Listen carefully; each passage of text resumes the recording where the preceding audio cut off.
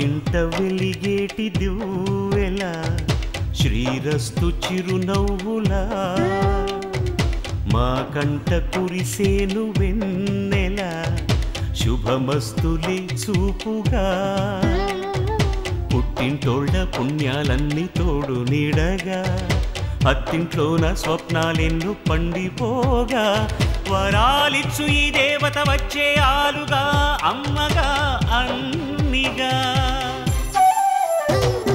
మా ఇంట వెలిగేటి దివ్వెలా శ్రీరస్తు చిరునవ్వులా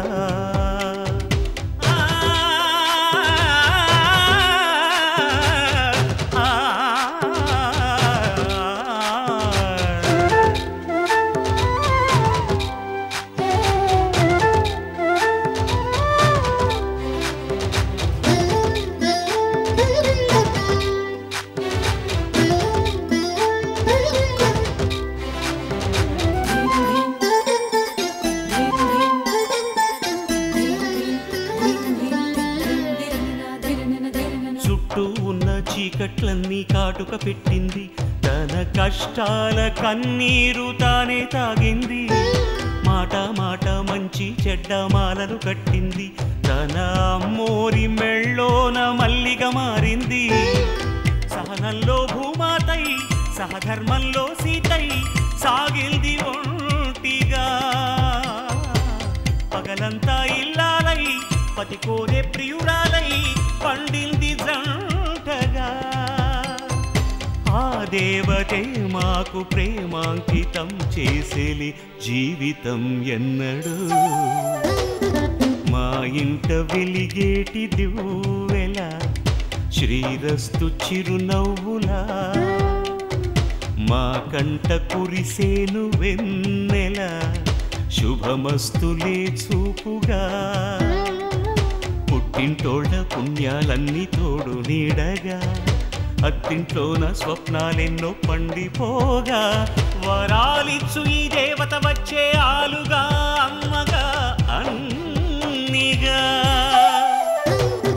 మా ఇంట వెలిగేటి దివ్వెలా శ్రీరస్తు చిరునవ్వులా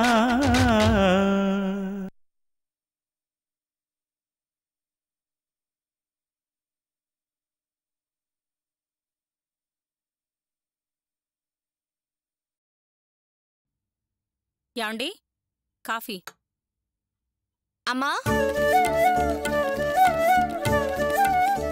అమ్మా కాఫీ రెడీయా వాసుకి ఇవ్వాలి రెడీగానే ఉందమ్మా మీ వారు లేచారా లేదమ్మా కాఫీ ఇచ్చి లేపాలి లోపలుంది వేడి చేసి తీసుకెళ్ళు రేవతి ఏంటమ్మా పంతాలు పట్టింపులు వదిలేసి మనసు మార్చుకున్నావు కాబట్టి ఇక కలతలేవి నీ కాపురంలోకి తొంగి చూడకూడదు తల్లి అలాగేనమ్మా ఇంక నువ్వేం దిగులు పడకు ఆనందంగా ఉండు కాంతం నేనెళ్ళి స్నానం చేసొస్తాను ఈ లోపు నువ్వు టిఫిన్ రెడీ అలాగేనండి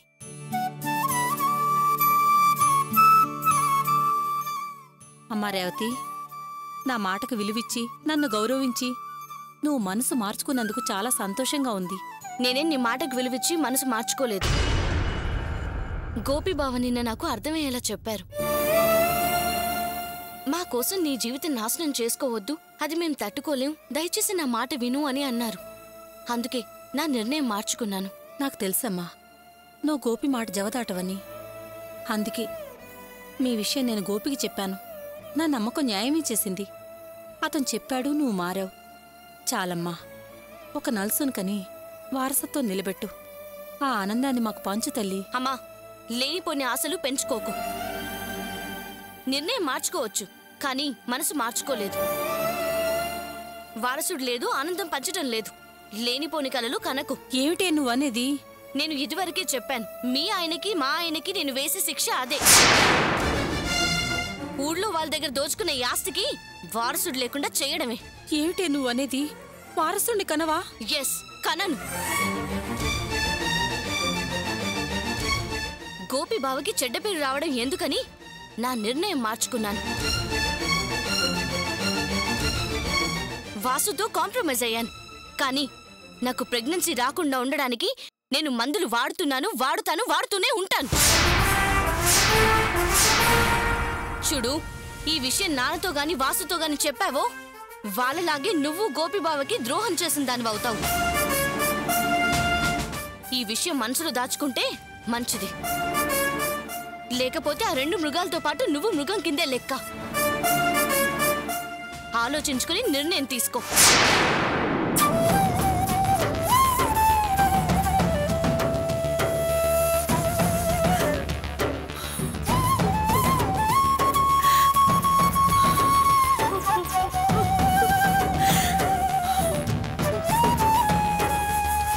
కంగ్రాట్స్ మల్స్, కొత్త కాంట్రాక్ట్ మీద సైన్ చేసినందుకు.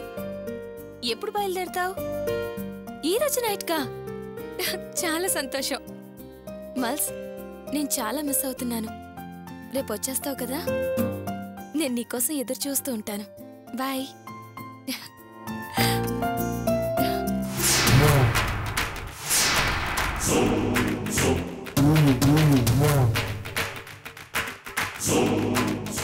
ఏంటి కావ్య, చాలా హ్యాపీగా ఉన్నావు? రేపు మీ వారు కెనడా నుంచి వచ్చేస్తున్నారా?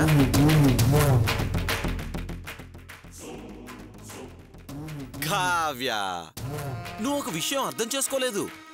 మల్స్ నిన్ను ప్రాణంతో సమానంగా లవ్ చేయొచ్చు. అలా అని ప్రతి విషయం ముందు నీతోనే పంచుకుంటాడు అనుకోకు. అలా అనుకుని మోసపోకు. ఆయన మైండ్లో ఫస్ట్ ఉండేది నేను, తర్వాతే నువ్వు. వాడు ఇప్పుడే కదా నీతో మాట్లాడాడు, కానీ నాతో 15 నిమిషాలు ముందే మాట్లాడాడు. యు రాస్కల్, నా ముందే నా భర్తని వాడు వీడు అని అంటావా? నేను అలాగే అంటాను. ఏం చేస్తావు? ఎంత ధైర్యం రా నీకు? రేపు ఆయన రాని నీ సంగతి తెలుస్తాను. I don't care. రేపటిదాకా ఎందుకు, నేనిప్పుడే నీ సంగతి తెలుస్తా. ఏంట్రా, ఏం చేస్తావురా? నా ఆశ నెరవేర్చుకునే మార్గం చెప్తా, విను. నీ భర్త రేపు సిటీకి వచ్చేస్తున్నాడు. ఈ రోజు రాత్రే లాస్ట్ నైట్, స్వీట్ నైట్, మనకి ఫస్ట్ నైట్. ఏమంటావు? నా పని అయిపోతే నేను కనబడకుండా వెళ్ళిపోతాను. ఇప్పుడే నా కళ్ళ ముందు నుంచి పోరా అవతలికి. రేపు మల్స్ వస్తే ఊరికే మల్స్ మల్స్ అని భయపెట్టాలని చూడకో. వస్తే ఏంటే భూమి బద్దలవుతుందా? చూడు, నేనేమి కుచ్చి కుచ్చి కూనమ్మని కాదు భయపడటానికి. ఇదిగో, ఇంకా 10 గంటలు, 10 గంటల టైం ఉంది. ఈ లోపు నా కోరిక తీరిస్తే నీ లైఫ్ హ్యాపీగా ప్రశాంతంగా ఉంటుంది. లేదంటే పరిస్థితి చాలా భయంకరంగా ఉంటుంది. ప్రతి క్షణం నరకం అనుభవిస్తావు. ఆలోచించి మంచి నిర్ణయం తీసుకో. లేకపోతే ఈ రామ్ ఏం చేస్తాడో నాకే తెలియదు.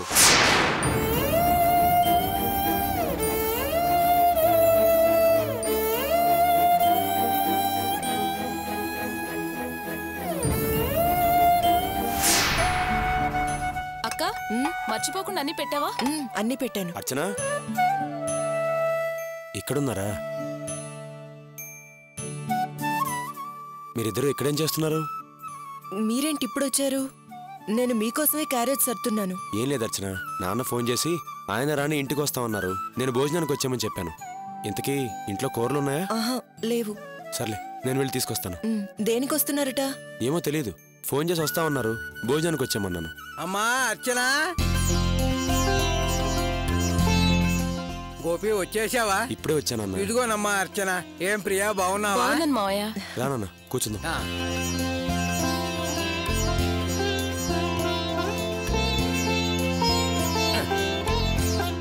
చెప్పు నాన్న, ఏదో ముఖ్యమైన విషయం మాట్లాడాలన్నావు. ఏం లేదురా, ఈ వాసుగాడు పెద్ద సమస్య అయిపోయాడు. ఏంటి, వాసుగాడు సమస్య అయిపోయాడా? అవునన్నయ్య, డిపార్ట్మెంటల్ స్టోర్ ఓపెనింగ్ అని ఇన్విటేషన్ కార్డు ఇవ్వడానికి వచ్చాడు. నేను నాన్న రానన్నాం. మేము రాకపోతే పెళ్లి జరగకుండా ఆపేస్తానని బెదిరించి వెళ్ళాడు. రేవతి కూడా షాప్ ఓపెనింగ్కి వచ్చి తీరాల్సిందేనని చెప్పింది. వాసు బెదిరించాడా? ఏంటమ్మా, రేవతి ఇక్కడికి వచ్చిందా? అవును మావయ్య, షాప్ ఓపెనింగ్కి వచ్చి తీరాల్సిందేనని చాలా పట్టుబట్టింది. మేం కూడా మా పరిస్థితిని వివరంగా చెప్పాం. తను పద్ధతి ప్రకారం మంచి మనసుతోనే వచ్చింది. మేం చెప్పింది అర్థం చేసుకుని వెళ్ళిపోయింది. ఎందుకు వాసు అలా చేశాడు? మేము రాకపోతే వాడు పరుగు పోతుందిట, గౌరవం తగ్గుతుందిట. వాడు మోసం చేసి ఆస్తి లాక్కున్నాడు కాబట్టే తండ్రి చెల్లి అన్నా రాలేదని అందరూ అనుకుంటారట. ఇది వాడికి వాడి మామగారికి తలవంపులట. అందుకే మీరు వచ్చి తీరాల్సిందేనని వార్నింగ్ ఇచ్చి మరీ వెళ్ళాడు.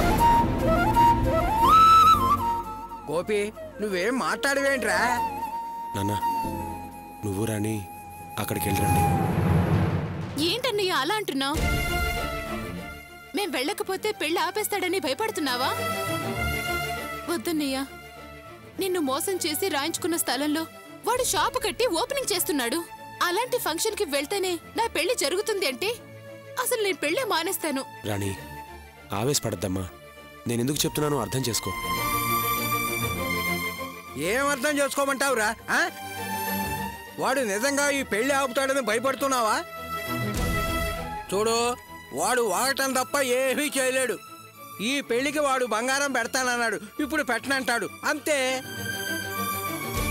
పెళ్లి కొడుకు గట్టి నిర్ణయంతో ఉన్నాడు. ఈ పెళ్లి ఆపటం వాడి వల్ల కాదు. నాన్న, వాసుగాడు పెళ్లి ఆపుతాడని నేనేం భయపడట్లేదు.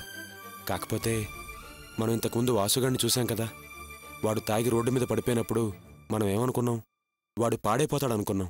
కానీ వాడికిప్పుడు అవకాశం వచ్చింది. వాడు షాప్ పెట్టుకుని పైకొద్దాం అనుకుంటున్నాడు. చేనివ్వు. నువ్వు రాని వెళ్ళి వాడిని ఎంకరేజ్ చేస్తే బాగుంటుందని నా అభిప్రాయం. రేయ్, నీలాంటి పిచ్చోడి ఈ లోకంలో ఎవరూ ఉండర్రా. ఇంతవరకు నేను చూడలేదు. నీ స్థలం దోచుకుని వాడు కాంప్లెక్స్ కట్టి ఓపెనింగ్ చేస్తుంటే ఆ పనికి మాలిన వాడిని అభినందించడానికి పనికి మాలిన వాళ్ళలా మమ్మల్ని వెళ్ళి అక్కడ నిలబడమంటావేంట్రా? నాన్న, ఇందాక నువ్వే అన్నావు కదా, అన్నయ్యని మోసం చేశాడనే ఎవడూ వాడి షాప్ ఓపెనింగ్కి వెళ్ళరని అందరూ అనుకుంటున్నారు. నువ్వే అన్నావు కదా. అందుకే చెప్తున్నాను. ఇప్పుడు మీరిద్దరూ వెళ్ళకపోతే గోపియే కావాలని పగ తీర్చుకోవడానికే ఇదంతా చేయించాడని మళ్ళీ ఆ జనమే అంటారు. అందుకే అంటున్నాను, నువ్వు రాని వెళ్ళరండి. లేకపోతే అందరూ నా గురించే తప్పుగా అనుకుంటారు నాన్న. అది కాదురా, వాడు నీకంత ద్రోహం చేశాడు. మమ్మల్ని ఎలా ఆ ఫంక్షన్కి వెళ్ళమంటున్నావు? అన్నయ్య, మేము అక్కడికి వెళ్ళలేం. రాణి, ఏంటమ్మా ఇది? నువ్వు బాగా చదువుకున్న దానివి. కనీసం నువ్వైనా నా బాధను అర్థం చేసుకోమ్మా. నువ్వు నాన్న అక్కడికి వెళ్ళొస్తే ఏ గొడవలు ఉండవు. లేకపోతే మళ్ళీ అందరూ నా గురించే తప్పుగా అనుకుంటారు. నాన్న, మీరిద్దరూ ఓపెనింగ్కి వెళ్ళండి. అర్చన, నేను వెళ్ళి కూరలు తీసుకొస్తాను. నువ్వు వంట పని చూడు. వస్తాను నాన్న.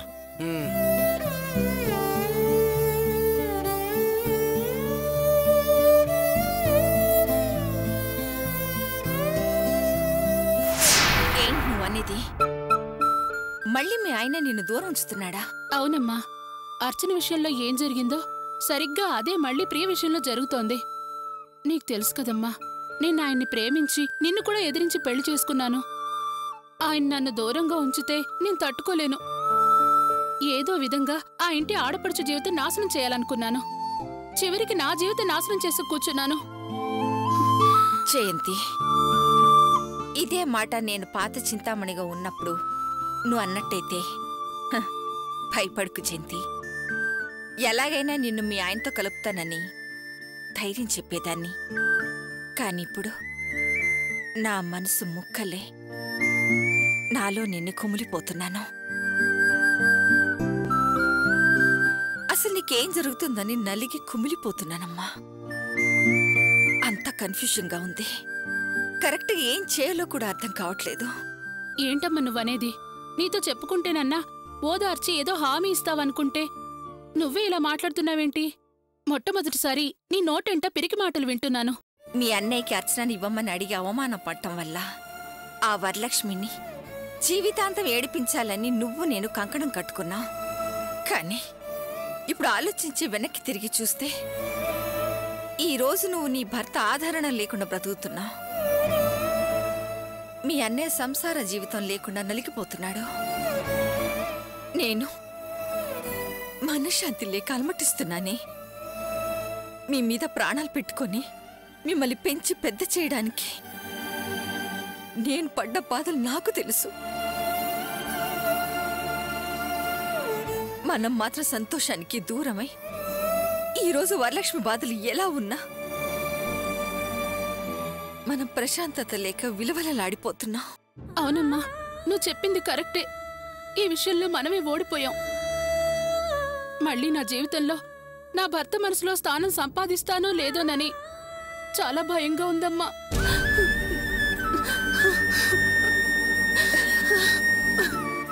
ఏడోక్ జయంతి. జయంతి, మీ అన్నే వచ్చినట్టున్నాడు. తలుపు తీయమ్మా.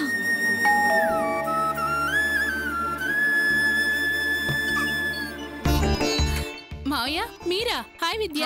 జయంతి, బాగున్నావమ్మా? బాగున్నాను మావయ్య. రా విద్య, రండి. రా అన్నయ్య. ఏమ్మా, బాగున్నావమ్మా? బాగున్నానన్నయ్య. మీరెలా ఉన్నారు? బాగున్నానమ్మా. ఏమా విద్య, ఎలా ఉన్నా? బాగున్నానత్తయ్య. ఏం చదువుతున్నావు? ఎంసీఏ పూర్తి చేసిందమ్మా. ఇక్కడే ఒక కంప్యూటర్ కంపెనీలో జాయిన్ అయింది. చాలా సంతోషం అన్నయ్య. జయంతి, వెళ్ళి టీ తీసుకురామ్మా. అలాగేనమ్మా. మీరు కూర్చోండి అన్నయ్య.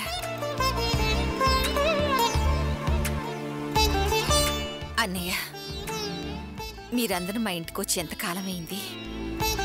ఏం చేస్తామమ్మా, వ్యవసాయం వదిలి ఎక్కడికి రాలేం. దీని చదువు పూర్తయింది, ఇక్కడే ఉద్యోగంలో చేరింది. దీన్ని హాస్టల్లో జాయిన్ చేశాను. దీని కొత్త ప్రదేశం కదా, నువ్వు ఇక్కడే ఉన్నావు కాబట్టి అప్పుడప్పుడు దీని బాగోగులు చూడమని చెప్పేళ్ళడానికి వచ్చానమ్మా. అన్నయ్య, మనీలో ఉండగా దీన్ని ఎందుకు అన్నయ్య హాస్టల్లో జాయిన్ చేసావు? ఎందుకమ్మా అనవసరంగా నేను శ్రమ పెట్టడం? నీకు వీలైనప్పుడు కాస్త దీని బాగోగులు విచారిస్తూ ఉండు. ఆ చెల్లెమ్మ, ఇంకో విషయం, దీని చదువు పూర్తయి ఉద్యోగంలో చేరింది. మంచి సంబంధం చూసి పెళ్లి చేస్తే నా బాధ్యత తీరిపోతుందమ్మా. అలాగే అన్నయ్య, ఏ తల్లిదండ్రులైనా అలాగేగా కోరుకుంటారు. ఇది ఎలాగూ ఊళ్ళో అయితే ఉండదు. మంచి కుర్రాడు ఎవరైనా మన బంధువుల్లో ఉంటే చూసి చెప్పమ్మా. ఏమంటావు విద్య? మీ ఇష్టం నాన్న. విద్యాది ఏ నక్షత్రం అన్నయ్య? రేవతి నక్షత్రం, మీనరాశి.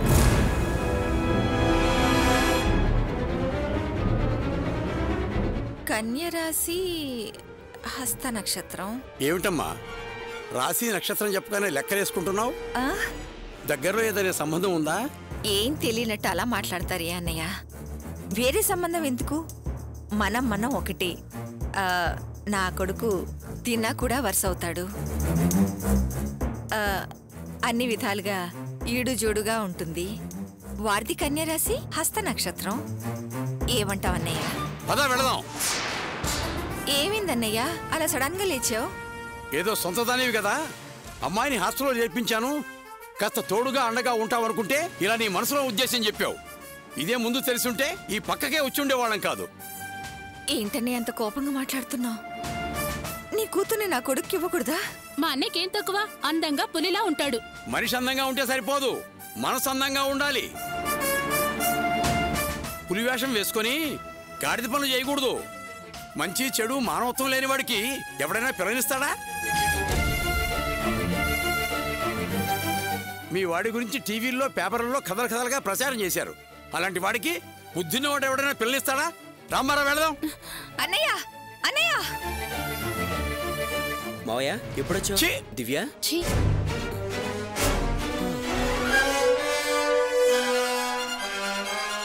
అమ్మా, వెళ్ళేది మావయ్య కదా? నేను గుర్తుపట్టి పలకరిస్తుంటే అలా వెళ్ళిపోతున్నాడేంటి? ఏంటి మీరిద్దరు అలా ఉన్నారు? ఏమైంది? ఏదైనా కారణం నువ్వేరా. నువ్వు చేసే ప్రతి తప్పుడు పనికి మొత్తం కుటుంబం అవమానాల పాలు కావాల్సి వస్తుంది. ఏమైంది జయంతి అమ్మాల కోపంగా మాట్లాడుతుంది? నిన్ను ఏ అమ్మాయి పెళ్లి చేసుకోకూడదని ఆ ప్రియ పెళ్లి పెట్టెను మించి నిన్ను వదిలేసి వెళ్ళిపోయింది కదా, అది ఈ రోజు నిజమైంది.